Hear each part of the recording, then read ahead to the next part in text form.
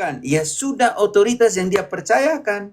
1 Korintus 12 ayat ke-28. Harus ada.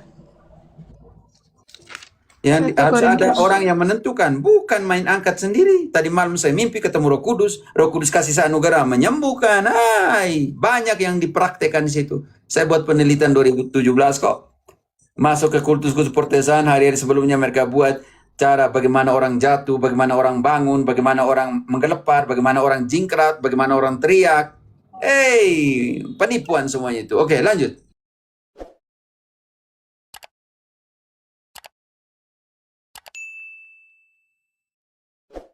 Sahabat Katolik, jumpa lagi di channel Katolik Roma. Alkitab sudah memperingatkan kita tentang munculnya penyesat. Lalu, bagaimana dengan fenomena penyembuhan dalam sekte bidat Protestantisme yang diklaim berasal dari nabi palsu? Romo Cafe akan menjawab dan meluruskan pandangan ini agar iman kita tidak goyah. Simak penjelasan lengkapnya dan selamat menyaksikan. Yuk, malam. Ya, dari Katolik atau Protestan? Malam Romo dari Katolik. Yuk, silakan.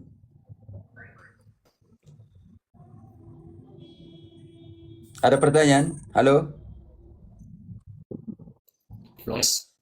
Ya, mau bertanya Om Romo. Yuk, silakan. Sebelumnya salam kenal Om Romo, Pater. Yo. Om Pater ya, Pater. Salam kenal. Maran, saya mau makan siang nih. Lebih cepat sedikit kah? Oke Pater, ini saya mau bertanya. Sering tetangga kita di sebelah sering memberikan kesembuhan kepada orang. Itu atas dasar kuasa apa mereka menyembuhkan orang ini, Pater? Karena yang disebut hanya dalam nama Yesus. Lalu mereka bisa menyembuhkan orang dengan cara mereka dengan menyebutkan nama Yesus, Pater. Engkau mau tahu siapakah mereka? Matius 7 ayat 22 dulu. Matius 7 ayat 22. Pada hari terakhir banyak orang akan berseru kepadaku, Tuhan, Tuhan, bukankah kami bernubuat demi namamu dan mengusir setan demi namamu dan mengadakan banyak mujizat demi namamu juga? 23. Pada waktu itulah aku akan berterus terang kepada mereka dan berkata, Aku tidak pernah mengenal kamu. Enyahlah daripadaku, kamu sekalian pembuat kejahatan. Mereka ini siapa? Ayat 15. Waspadalah terhadap nabi-nabi palsu yang datang kepadamu dengan menyamar seperti domba. Tetapi sesungguhnya mereka adalah serigala yang buas. Oke, nabi palsu yang buat itu. Yang kedua, Matius 24. Ya, Matius 24 ayat ke-23. Matius 24 ayat 23. Pada waktu itu, jika orang berkata kepada kamu, Lihat, Mesias ada di sini, atau Mesias ada di sana, jangan kamu percaya. Sebab Mesias-Mesias palsu dan nabi-nabi palsu akan muncul, dan mereka akan mengadakan tanda-tanda yang dahsyat dan mujizat-mujizat, sehingga sekiranya mungkin mereka menyesatkan orang-orang pilihan juga. Lanjut. Camkanlah, aku sudah mengatakannya terlebih dahulu kepadamu. Karena Jadi, itu, cukup. Karena itu, yang membedakan apakah ini palsu atau tidak palsu, harus ada otoritas yang menentukannya, Miran. Bukan main angkat diri sendiri sebagai penyembuh dan tidak. Di dalam gerejanya Yesus punya ini Yesus sendiri yang menentukan. Dan Yesus sudah pergi ini, siapa yang menentukan? Ya sudah otoritas yang dia percayakan. 1 Korintus 12 ayat ke-28. Harus ada. Yang 1 harus ada Korintus. orang yang menentukan, bukan main angkat sendiri. Tadi malam saya mimpi ketemu Roh Kudus kasih seanugerah menyembuhkan. Banyak yang dipraktekkan di situ. Saya buat penelitian 2017 kok. Masuk ke kultus-kultus Protestan, hari-hari sebelumnya mereka buat cara bagaimana orang jatuh, bagaimana orang bangun, bagaimana orang menggelepar, bagaimana orang jingkrat, bagaimana orang teriak. Penipuan semuanya itu. Oke, lanjut. 1 Korintus 12 ayat 28. Dan Allah telah menetapkan beberapa orang dalam gereja. Pertama sebagai rasul, kedua sebagai nabi, ketiga sebagai pengajar. Tahan dulu, 3 hierarkis pertama. Sekarang mereka yang mempunyai anugerah harus juga mereka yang mempunyai anugerah harus juga ditetapkan. Selanjutnya, Mereka yang mendapat karunia untuk mengadakan mujizat, untuk menyembuhkan, untuk melayani, untuk memimpin, dan untuk berkata-kata dalam bahasa roh. sangat jelas. Berarti tidak bisa main angkat sendiri. Panglima Mari yang tipu siapa? 10 perintah Allah. Rubah bahasa Indonesia. 10 perintah A-nya besar, double L baru A, bukan Allah yang A kecil, L. Itu tidak tahu. Belajar bahasa Indonesia dulu untuk tulis. Oke. Seperti itu. Maran, bisa mengerti? Iya, Pater. Jadi jangan Iya, main Pater. angkat sendiri. Oh iya, Pater. Hanya saya masih melihat, saya sih tidak percaya, Pater, tapi ketika orang-orang yang disesatkan itu percaya dengan apa yang mereka perbuat, kok mereka dapat sembuh? Itu atas dasar dorongan atau roh apa yang membantu mereka dari tangan mereka, mulut mereka, sehingga orang itu bisa sembuh, Pater. Itu yang saya Namanya pertanyaan. roh nabi palsu. Sudah ya benar. Santo Yohanes sudah omong dalam 1 Yohanes 4 ayat 1. Bedakan itu.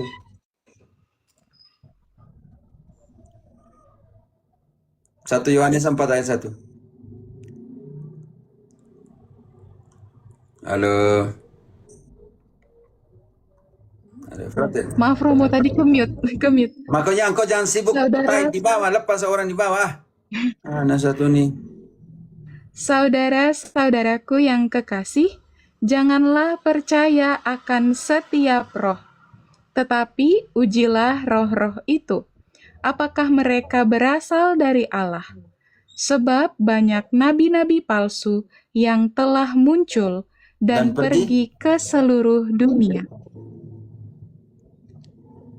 Nabi-nabi palsu sudah muncul dan pergi seluruh dunia. Dan nabi buat apa tadi? Nabi palsu di dalam Matius 7 tadi. Sembuhkan, nubuat, usir roh jahat dan semuanya itu. Dan nabi-nabi palsu ini biasanya berdoa seperti ini. Matius 6 ayat ke-5. Matius 6 ayat 5. Dan apabila kamu berdoa, janganlah berdoa seperti orang munafik. Mereka suka mengucapkan doanya dengan berdiri dalam rumah-rumah ibadat dan pada tikungan-tikungan jalan raya, supaya mereka dilihat orang. Itu nabi palsu yang Aku suka buat berkata- KKR di sana sini, KKR di sana sini. Ayat 7. Yang kalau perkataannya makin panjang, seolah-olah rahmat Tuhan makin memenuhi. Roh Tuhan memenuhi orang ketika mereka omong panjang-panjang lebar, tidak tahu omong mengerti atau tidak mengerti. Lagi pula dalam doamu itu, janganlah kamu bertele-tele seperti kebiasaan orang yang tidak mengenal Allah. Mereka menyangka bahwa karena banyaknya kata-kata doanya akan dikabulkan. KKR di sana sini itu tuh nabi-nabi palsu pembuat itu. Oh iya, Begitu ya, Pater. saya makan dulu, teman-teman. Ya, Pater, terima kasih, Pater. Ada titip Oke. salam dari kami punya pastor paroki. Siapa itu? Pater, Roman Donce, Tokan. Salam SPD itu. Yohanes Don Bosco, Tokan. Katanya Pater temannya. Don Bosco Tokan. Iya, orang Adonara, Pater. Salam ya. Ya, Pater, terima Yo. kasih. Pokoknya KKR sana sini ya, kamu ikut KKR itu. Iya, Buat Pater. KKR tuh. Kalau Katolik punya kan aman kan ditetapkan oleh uskup. Ini yang tidak ada magisterium yang menetapkan ini. Pokoknya KKR sana sini ya. Haleluya. Sembuh, sembuh, sembuh, sembuh, sembuh. Keluar, keluar, masuk, masuk, masuk, keluar, keluar. Patah rantai. Patah rantai itu hanya iblis saja. Orang yang kerasukan setan itu di ini daerah Grasa itu yang kasih patah rantai. Ada pendeta yang kasih patah rantai itu sama dengan yang kasih patah rantai di kuburan itu. Itu setan-setan roh jahat itu. Mirip mereka. Begitu ya. Iya, Pater. Mana rasul-rasul mengajarkan? Mereka bilang patung-patung. Mana rasul-rasul mengajarkan KKR sana sini? Kasih patah rantai dan semuanya. Mana itu?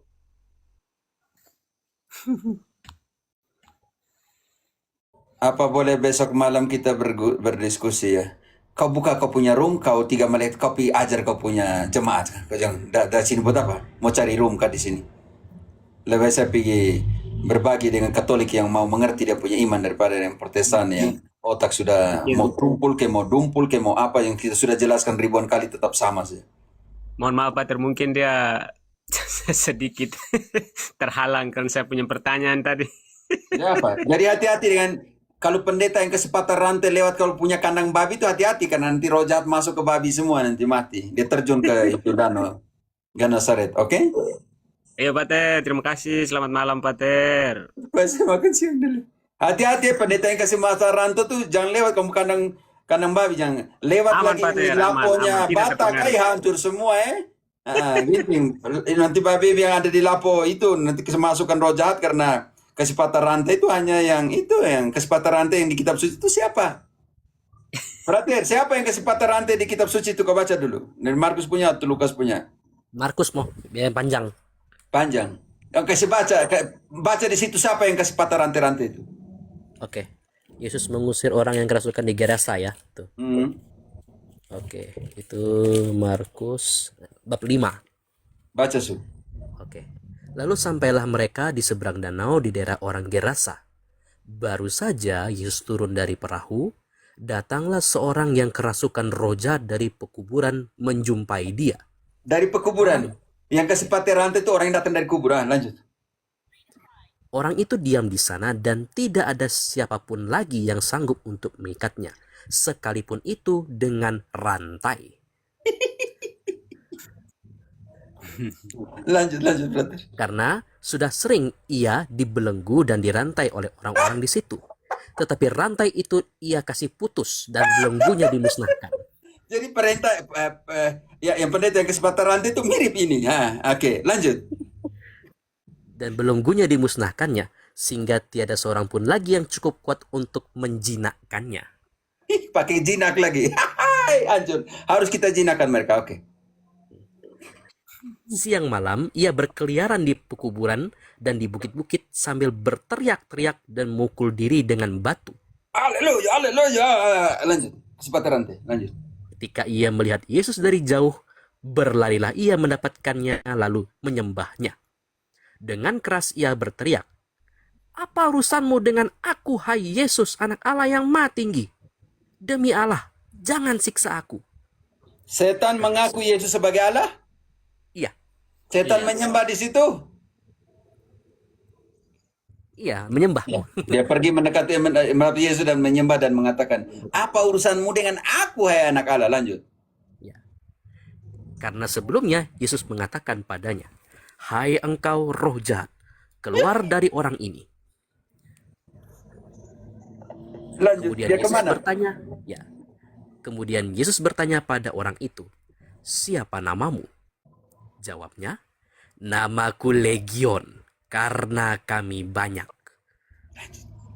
Ia memohon dengan sangat supaya Yesus jangan mengusir roh-roh itu keluar dari daerah itu. Adapun di sana, di lereng bukit, terdapat sejumlah besar babi yang sedang mencari makan.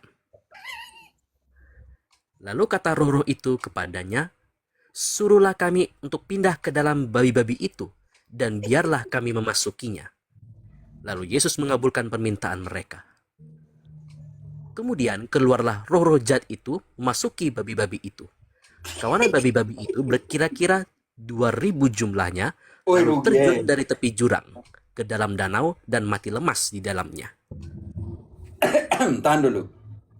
Yang pendeta yang kesempatan rantai itu jangan lewat kampungnya Lapo.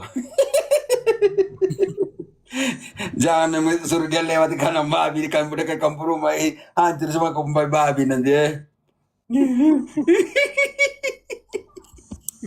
Kasih patah rantai di mana rasul-rasul Yesus kasih patah rantai di situ? Hanya itu kerasukan setan yang kasih patah rantai. Oke, baik sudah. Kita tutup kasih lucu-lucu sedikit toh. Marah nih, kayaknya engkau bilang tadi. Ya Pater, ya. Benar. Kasih lucu-lucu sedikit. Oke. Tapi hati-hati ketika setiap kali kalian ketemu orang yang tukang kasih patah rantai, kalian sudah tahu toh. Markus bab 5. Oke. Baik, Sir. Ya. Baik, saya makan siang dulu teman-teman. Oh ya, mau start ending live. Ya. Terima kasih, Oke. Romo. Ya, sebelum ending live, izin teman-teman ya. Izin sebentar aja, enggak lama kok. Ya. Oke, saya akan tunjukkan yang ini. Ya. Ya. Oke, sorry, Mo. Saya tunjukkan gambar. Pakai mini aja deh. Ya. Mana tadi? Oh ya, ini.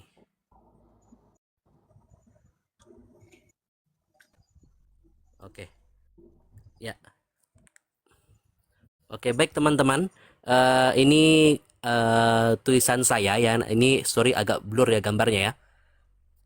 Ini tentang agrafa ya, agrafa atau perkataan Tuhan Yesus yang hilang ya, yang tidak ditemukan dalam kitab suci, tetapi memiliki catatan-catatan khusus dari para bapak gereja, manuskrip, papirus, dan dokumen-dokumen gereja mula-mula lainnya. Nah, agrafa ini sudah saya ambil dari beberapa buku dan sumber literasi dan sudah saya terjemahkan beberapa dengan penerjemahan yang cukup bagus lah ya, dalam arti tidak terlalu ribet penerjemahannya. Jadi nanti yang berminat nanti silahkan langsung hubungi aja saya ya, supaya nanti teman-teman kalau misalkan ada yang penasaran seperti apa itu, apa agrafa itu, apakah ada perkataan Tuhan Yesus yang di luar kitab suci. Nah, inilah salah satunya di mana momen saya bisa membagikan kepada teman-teman Katolik ya, lebih-lebih untuk belajar bahwa di luar sana di zaman sebelum terjadinya pengkanonan yang saklek ya, yang dalam arti dikanonkan oleh gereja secara sah, itu masih bertebaran atau tersebar di mana-mana tulisan-tulisan yang memuat perkataan Tuhan Yesus ya. Apakah ini termasuk dalam bagian dari namanya dokumen apokrif? Iya. Tetapi apakah apokrif itu semata-mata menjadi buruk? Tidak. Tidak semua menjadi buruk. Ya. Malah itu dapat kita baca dalam segi moral, segi teologi, segi sosiologi, filsafat dan lain sebagainya. Ya. Itu. Jadi yang menarik, yang tertarik silahkan nanti hubungi akun saya ya. Itu aja mau 1 menit saja dari saya. Oke, teman-teman, terima kasih semua untuk Frater, untuk Ginting, untuk semua yang di sini Katolik Boy. Maran, maaf, Tegia, engkau belum ada kesempatan untuk komen tadi. Saya harus tutup karena harus makan siang. Tuhan memberkati, nama Bapa dan Putra dan Roh Kudus.